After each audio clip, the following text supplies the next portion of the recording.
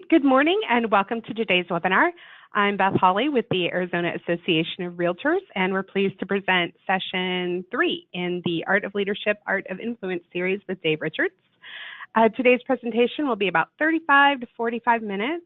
We encourage you to be an active participant in these sessions, so feel free to ask questions during the webinar by writing them in the question box. If you'd like to speak, please dial into the phone call or have a computer mic connected. Click on the raise hand icon and we'll open your mic. As always, today's webinar will be recorded and available next week on our website at aaronline.com. So welcome and take it away, Dave. Great. Hey, thank you, Beth, and good morning, everybody, and thank you for joining us for our third session of 6 ways of increasing your influence. I'm pleased to come to you from Prescott, beautiful Prescott, my home office here. And so again, it's my pleasure to be able to come to you where you're at and continue our conversation in the 6 ways that you can increase your influence. Just want to remind everybody during this time, we're going to try to keep again on task and on schedule wise, as Beth mentioned though. So please be present. Leverage this time as an opportunity to really reflect, to again take some time to work on yourself, to look and evaluate, to reflect on things. And so please be present during this time frame that's there. As Beth mentioned, you can use the question box and Beth will read out any questions or comments or thoughts there. It's also, again, for us to kind of create some interaction that's there, and so we've got that. Hopefully each of you have been able to download the document, or basically our outline for today's discussion. It's both posted here at the webinar, but then also it was posted earlier this morning on our Facebook page. And a reminder of that though, if you have not joined the Facebook page already, please reach out to myself, to Beth or Barb. Let us get, so we can make sure that we get you added in, try to make sure that we just try to create some conversation or questions or thoughts. And so just want to make sure we just kind of keep track and continue the dialogue, not just twice a week, but increase more of that. So please make sure that you connect with us on Facebook. So last week on Thursday, we talked about our second session was talking about our heart, right? Was talking about increasing our influence by valuing others. And we talked about 3 different areas that we can show, right? Or that we can put value or show or bring value to others. The first one is nurturing. To create a nurturing environment, an environment that encourages growth, an environment again that helps others see or grow with things. The second point that we talked about in valuing others is faith and believing in them. We talked about how that most people have a deficiency in their own self-belief, and this is an area for us as leaders, or those that and those trying to increase their influence, in which we can really positively pour into other people's lives by bringing forth belief in them and helping them see themselves and what their potential and what they really can do. And the third aspect that we talked about in terms of valuing others is enlarging them, helping them see the full potential of where they can be, as most people never reach where their full potential of really where they really could get to on their own. And this is an opportunity that as influencers and leaders that we can really enlarge their vision of what they can do and encourage that. This week, we're going to actually go into, and one of the things that we talked again about last week a little bit was about integrity. We talked about how the things that in creating and nurturing, believing in and enlarging, in how the difference, or that line of basically manipulation, and it really comes down to the motive. And motive is determined by your integrity and your character. And so that's why this week, as we move to our third session, we're going to talk about integrity. And so it's important for us to really discuss this within it. You know, Dwight Eisenhower states that in order to be a leader, a man must have followers. And to have followers, a man must have their confidence. Hence, the supreme quality for a leader is unquestionable integrity. Without it, no real success is possible, no matter whether it is on a section game, a football field, in an army, or in an office. If a man's associates find him guilty of phoniness, he will fail. His teachings and his actions must square with each other. The first great need, therefore, is integrity and high purpose. So I posted earlier this week, though, a question that I wanted you to think about, and that is, what qualities define a person of integrity? I asked that you write down some of those ideas, and if you don't mind, if you can jot in the question box there for Beth to be able to read off, I'd like to hear kind of what are your thoughts in regards to those qualities that, again, define a person of integrity.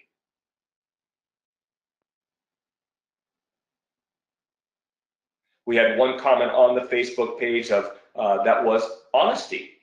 Absolutely. Mary says consistent.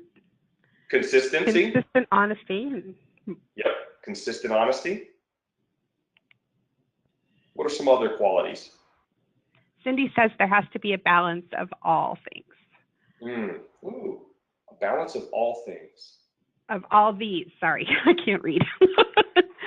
And Evan says when actions and values are aligned. Absolutely right. Great. Another question, though, that I'd like you to write down and think about throughout the rest of the webinar, and at the end we'll come back to it and see some other answers within it. So one is, it might create a little bit of a sense of vulnerability, and that is, when is it hardest for you to act with integrity? So when is it hardest for you? When do you find it hardest for you to act with integrity? And the second question that I want you to write down, some thoughts that are on there, is how do people, right? So how do people that are integrous, so how do people with integrity treat others, especially when that other person has nothing that they can provide, right? That's there. Thinking about that part that's there. And we'll come back to those. So integrity. In order to increase and keep your influence, so both increase and keep your influence, you must have integrity with people. Integrity allows others to trust you. Trust is the single most important factor in personal and professional relationships. Trust is the glue that holds people together. Again, as I shared before in our other sessions, though, is a lot of this is going to be reminders. It's going to be things that you've heard before. And again, it's really important for us to not just think and look at it from that cognitive level, but really bring it forth inside. And again, questioning, though, do I live this out, right? That's there. Do I truly live out in a manner that trust is the single most important factor, and that another person's trust in me is, again, of sacred value to me.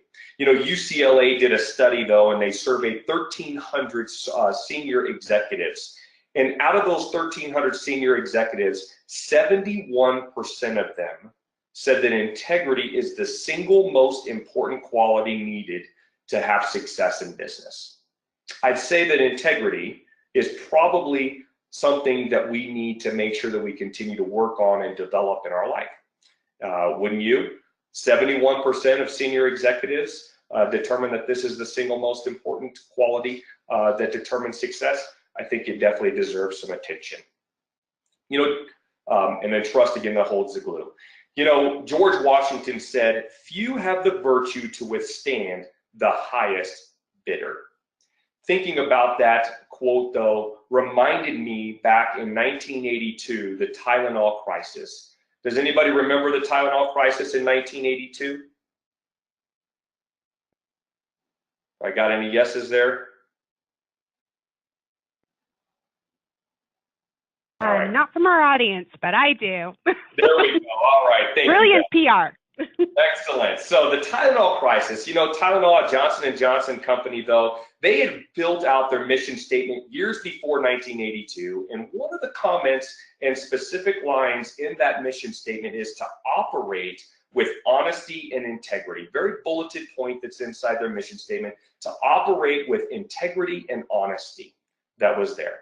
From time to time, that the president of the company would send out emails to their division presidents to just try to remind them, are you living and are you operating with honesty and integrity? Well, in 1982, the Tylenol crisis occurred, in which someone had pulled dozens of bottles of Tylenol off of shelves, had unsealed them, and basically had planted poisoned capsules inside the Tylenol bottles, resealed them, and put them back on shelves of dozens of pharmacies all throughout the Chicago area. During the investigation, unfortunately, of some deaths that had occurred, that investigation revealed that it was poisoned Tylenol capsules that had basically been the cause for those deaths. Within 1 hour of those results coming back stating that it came from the Tylenol, the poisoned capsules there, within 1 hour, the president of Tylenol made the command and made the order to remove all bottles of Tylenol from all shelves, making over $100 million decision.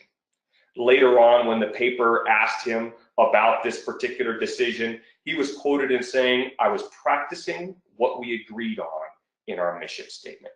You see, it's always easy to do the right thing when you know ahead of time what you stand for. Do you believe that? It really comes down to, again, in your mind, before something occurs, making a decision of what you stand for and how you're going to react, which makes it easier to execute during that time of crisis. As Washington stated earlier, that I started off this with, is few have the virtue to withstand the highest bidder. Very difficult if you don't think through that beforehand. So let's talk about integrity. It's not what we profess in public, but where we walk and what we practice in secret that gives us integrity.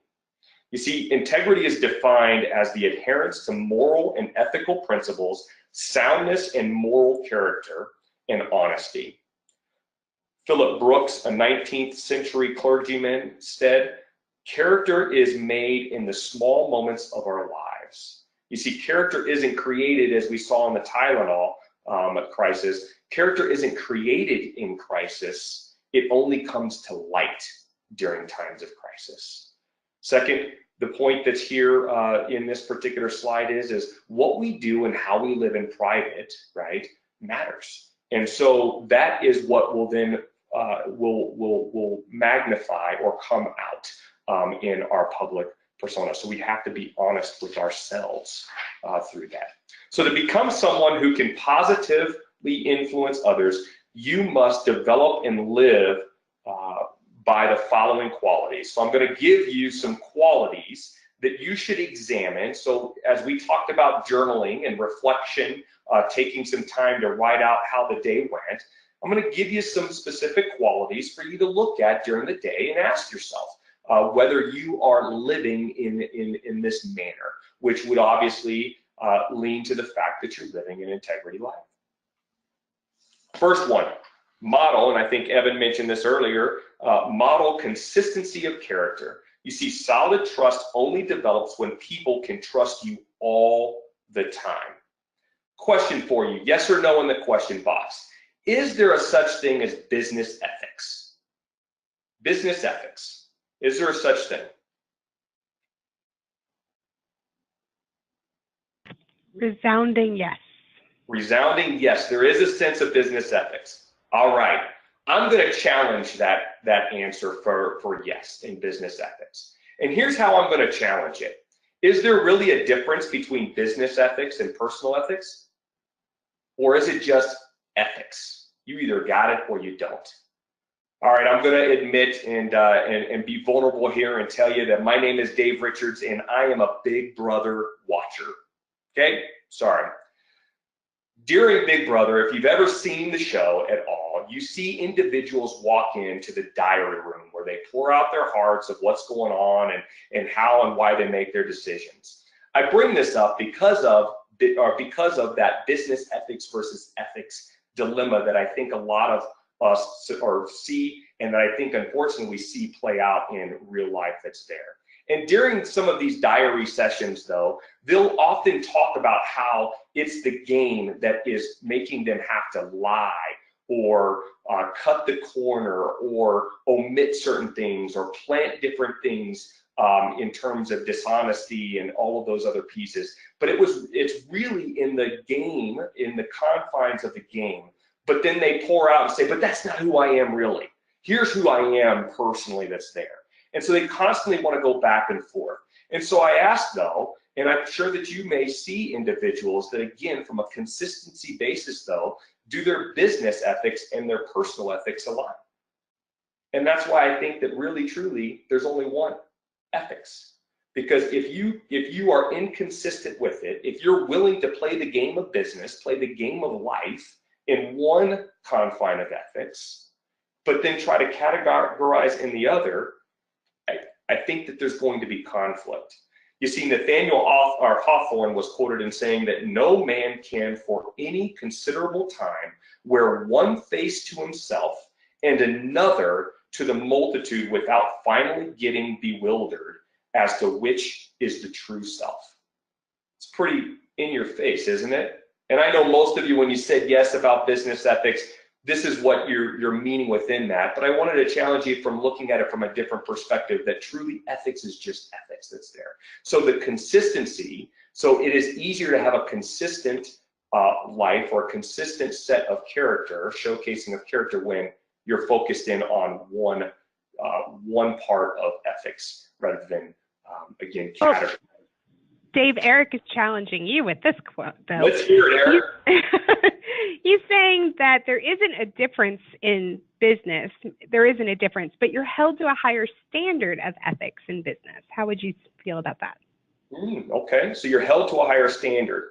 I honestly think, Eric, that when I look at my personal life, so I'll take it from a personal level, when we look at the wording of saying we're held to a standard, what comes to my mind, and correct me if it's something different, is consequences, both positive and negative consequences. So in business, I'm held to a higher standard. What I hear from you in that statement is I'm held to a higher standard by both positive and negative consequences in my business more than my personal life.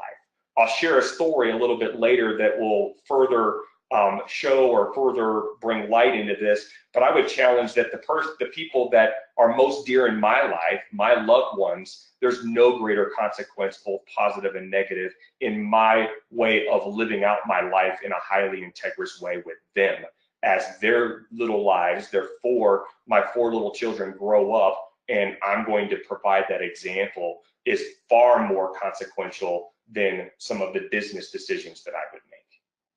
Would you agree or disagree with that?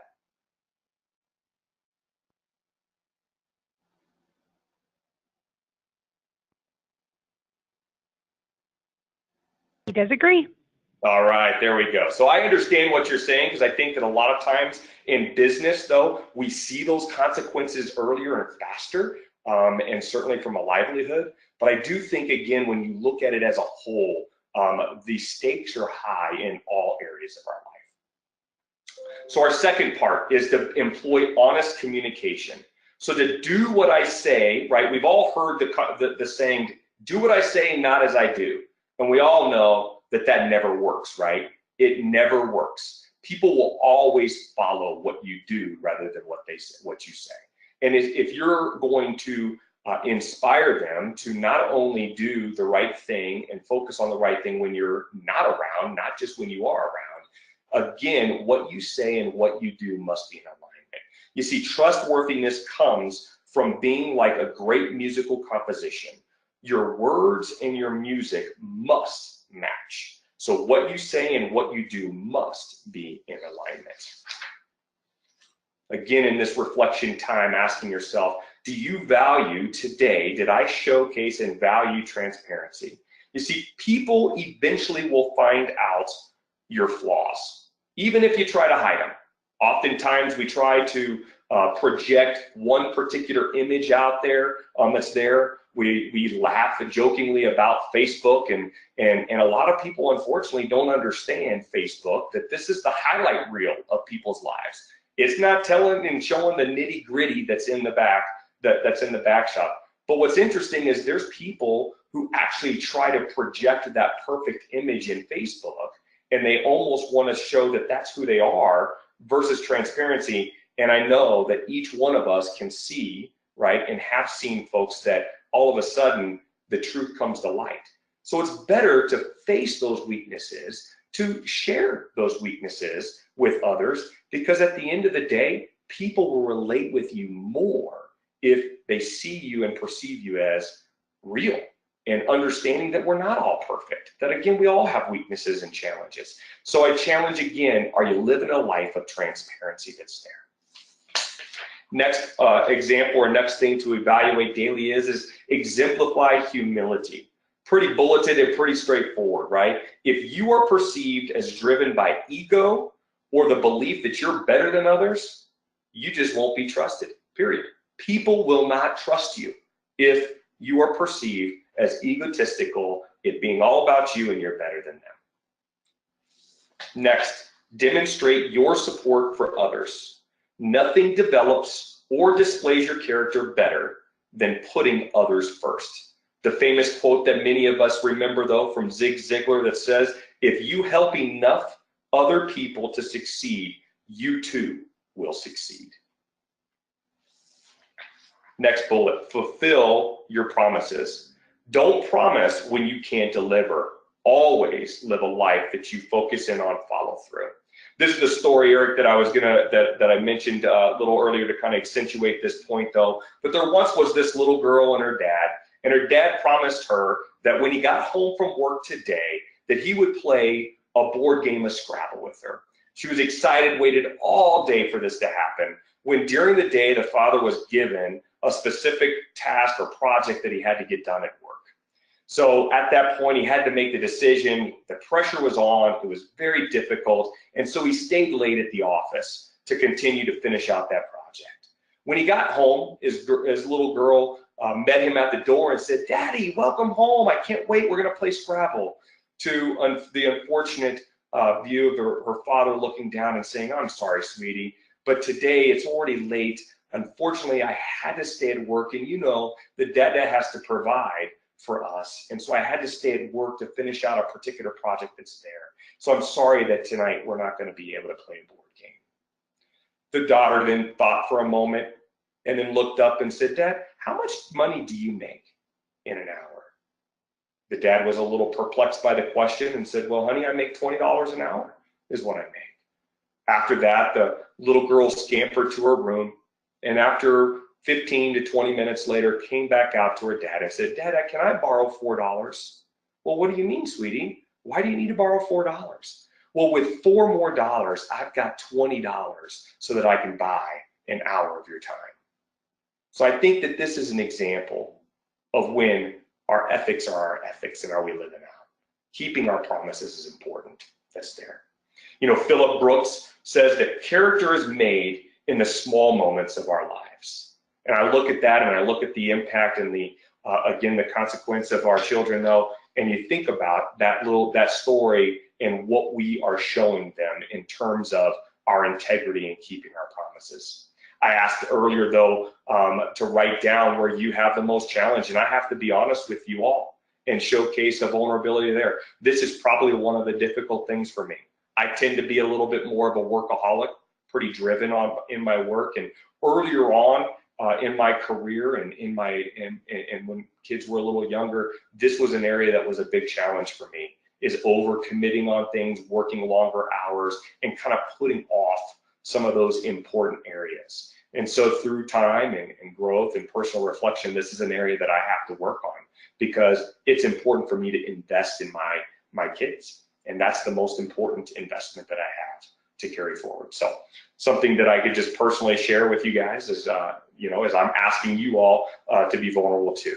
So another attribute and another area daily to reflect and look at is, do you embrace an attitude of service? You see, giving of yourself and time to others shows that you care about them.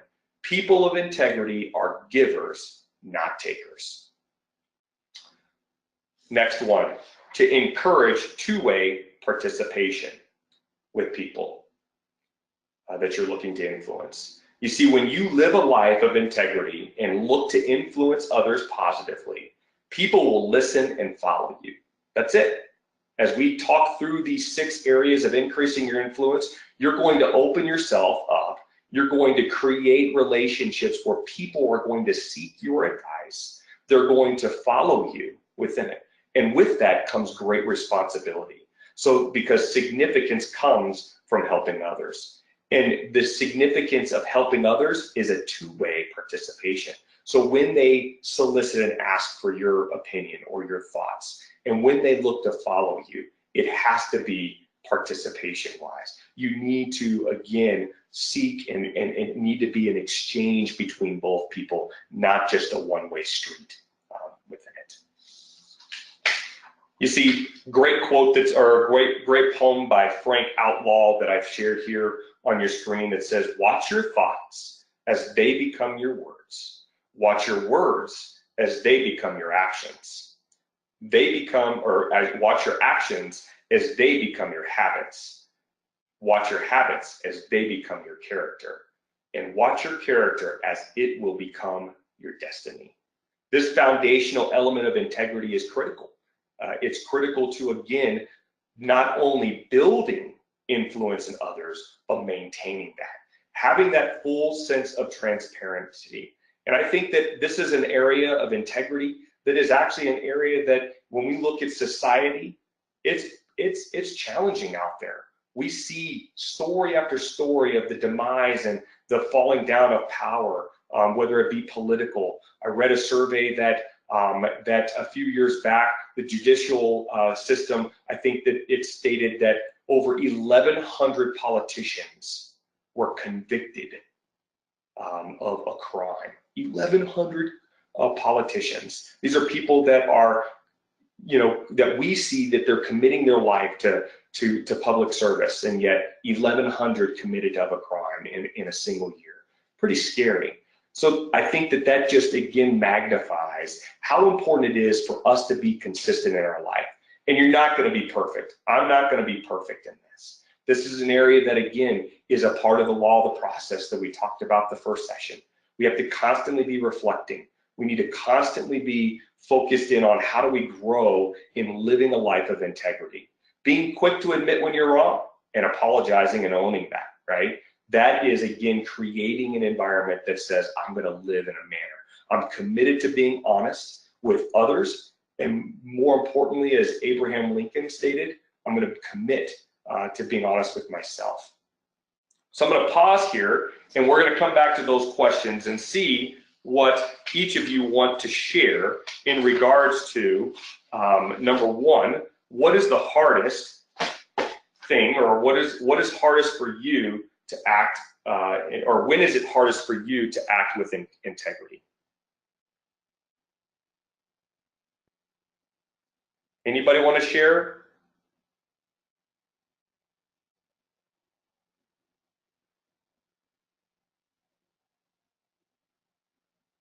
Mary says, when there is controversy, I don't agree with. Absolutely. That is a difficult time, isn't it? Maybe that feeling that you might hurt somebody's feelings. Brad says, when he's the one who has to execute. Absolutely. It's easy to commit others into things. It's a lot more difficult when it's, I've got to be the one to carry it out and ensure that it takes care of. Oh, this one's good. Danny says, when the action makes me question or challenge my beliefs. Wow. That's deep, isn't it, Danny? It's hard.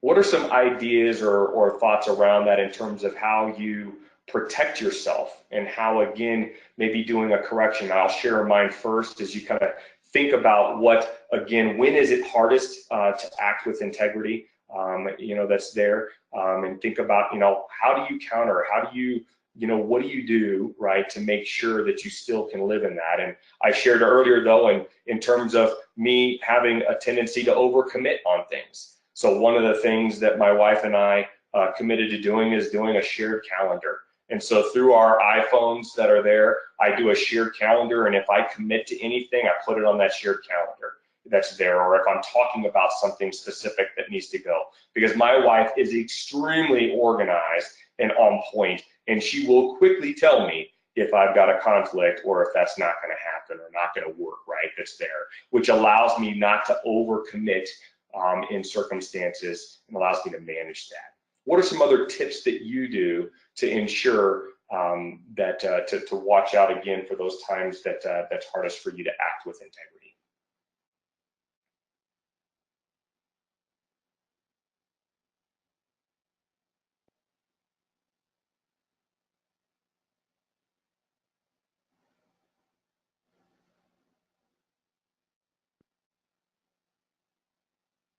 Any tips or suggestions?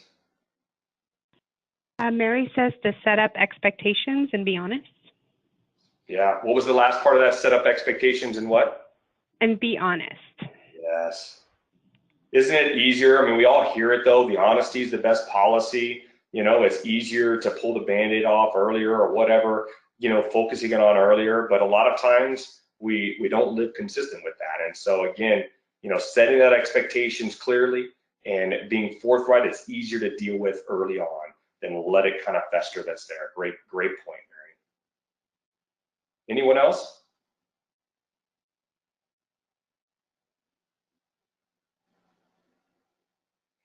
When, you know, listening to Danny, your comment and that conflict that goes on, I think it goes back to that Tylenol story. And I think it goes back to that principle of defining and again, committing to what you stand for before moments of crisis. Because that's the big stuff, right? That's not, usually those are not little tiny things. They're the small things of life that's going on. That chips away. Those are big moments there, and I think for me, you know, that really, you know, landed on me to say I need to be committed for who I am and who I stand for before faced with any of those circumstances. I think small things, a lot of times we can focus too much on the big and not enough on the small too. And so it's important for us to maintain that balance because, as I shared with the little girl. And the story of that little girl, though, it's important for us to keep our promises as small as it may be for a game of Scrabble with our children or friend. It's important, right, for us to maintain that. Any other thoughts or ideas?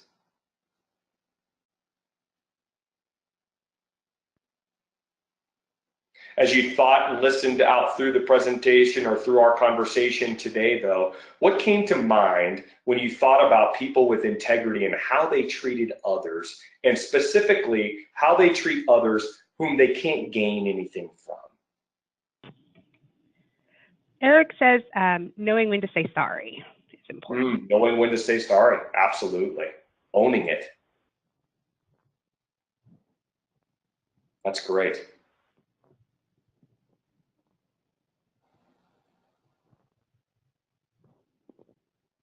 Anybody else have a thought in regards to how they treat others specifically when there's nothing to gain?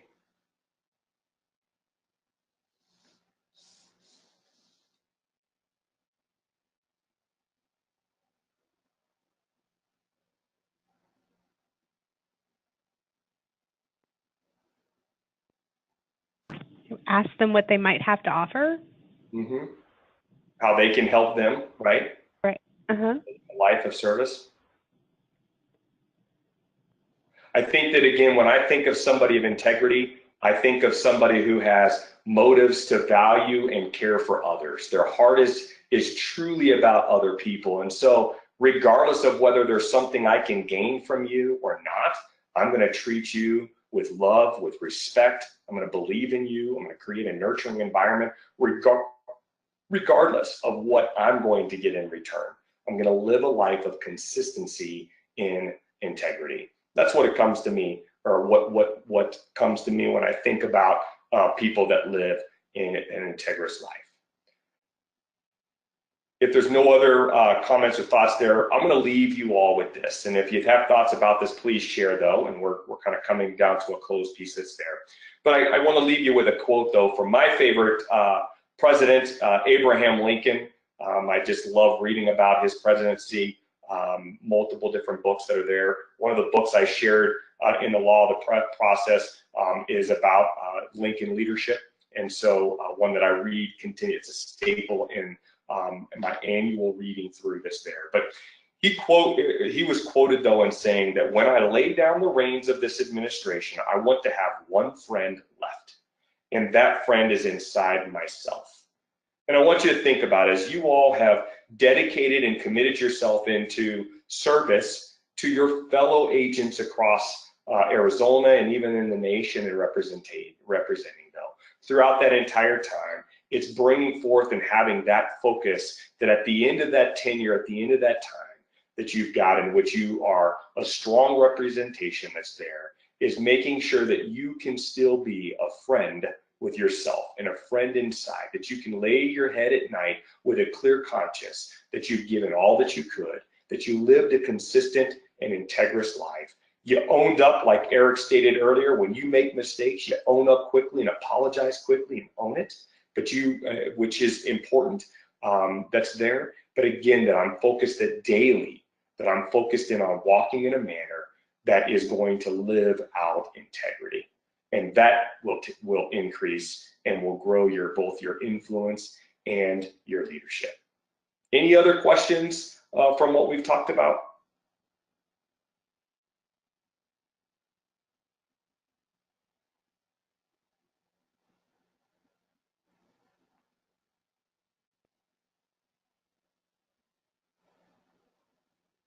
All right. Well, thank you all for joining us today. Look forward to continuing our conversation with our fourth way of increasing our influence on Thursday. And so again, please join. If you're not already a part of the Facebook page, please join, reach out. We'll get you added to it though. Let's look at, again, continuing that conversation. Let's think about, as we self-evaluate or look into and reflect upon how we're living out an integrous life though. And so again, thank you for your time today, and I look forward to talking with you on Thursday. See you guys.